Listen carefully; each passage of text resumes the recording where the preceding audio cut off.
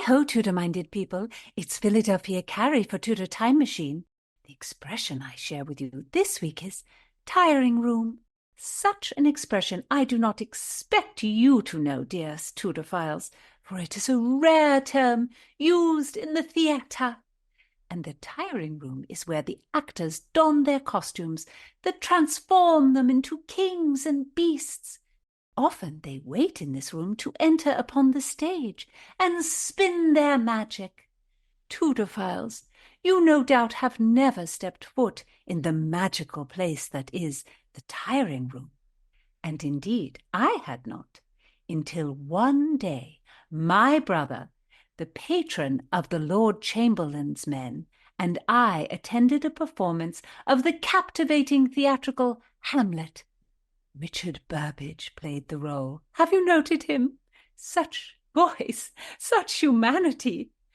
I believe that in the most empirical fashion he may be counted among the finest of actors. As I sat with my brother, he did receive a note. Richard Burbage himself wished my brother's thought on his performance. I know my brother well, and he loves a play, but he does not distinguish. He sighed and rolled his eyes, and I offered to him the great favour of going to Burbage myself. I would tell Burbage my thoughts, and my brother would be spared. And off I took myself to the tiring room. And fellows, he was there, an actor, so his face was quite expressive, for he uses it, I would say, for expression. And an actor often has a diverting presence. 'Tis nothing. Into my hand he put some pages. These are lines for a king called Lear. I would know your thoughts on them. I would have given them to your brother, but as you are here, I would have your thoughts, for I see by your eye you are a woman of wit.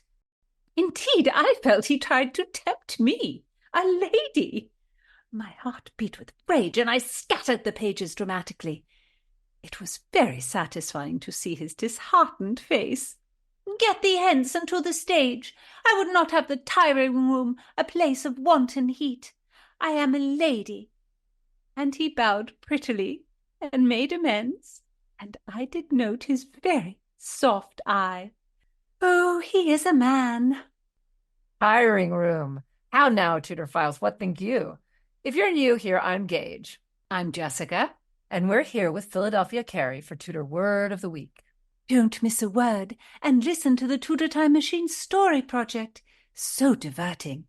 And I pray you tell a ningle and ring the little YouTube bell. La la la la la la. Tudorphiles, thank you for listening. Every one of you has the wit of Rosalind and the heart of Cordelia. And don't be shy about writing to Philadelphia on YouTube or suggesting words, because we love hearing from our listeners. How do you spell our Tudor phrase this week, Philadelphia? It is spelled Tiringrom.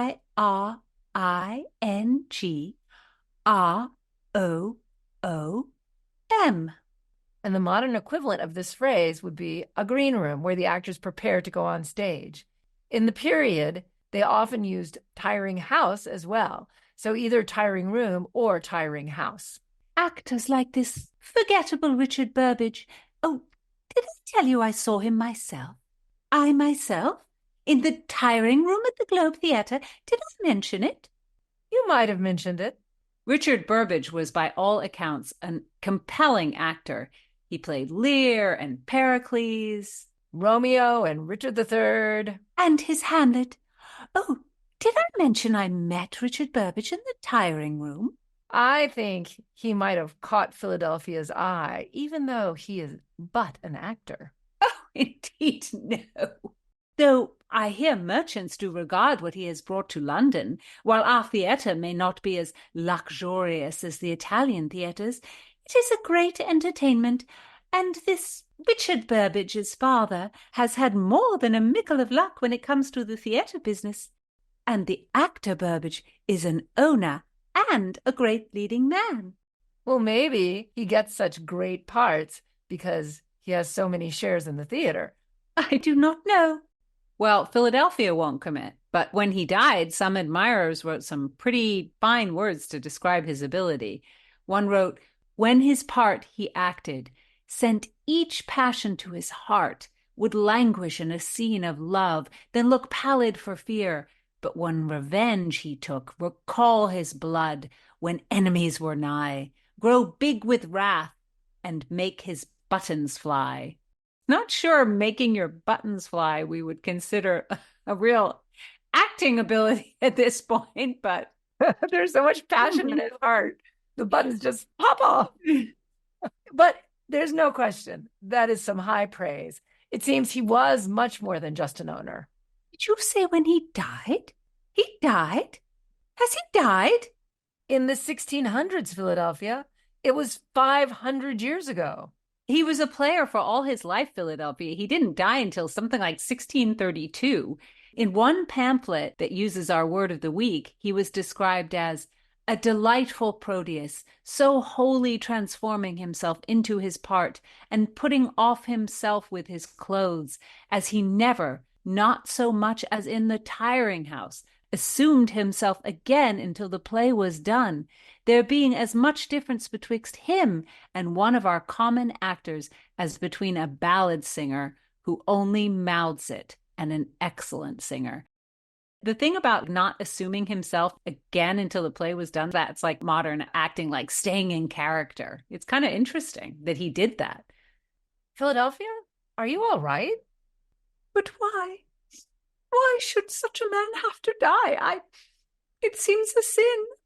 He had his moment on this earth, and he was very fortunate. It was an amazing moment. I believe I must return to my time period. What if this Richard Burbage is waiting for me in the tiring room? I definitely think you should go check. Oh, dear Gage, shall I? Oh, yes, I shall. But take heed, Tudorphiles, bring some 16th century sauce to your vocabulary with tiring room, where you may meet an actor, but if you speak to him, I will call you a miscreant. It is very unwise to speak with an actor. They will try to bedazzle you. It is so. Listen in next time. Don't miss a word. Subscribe on YouTube and give me a like.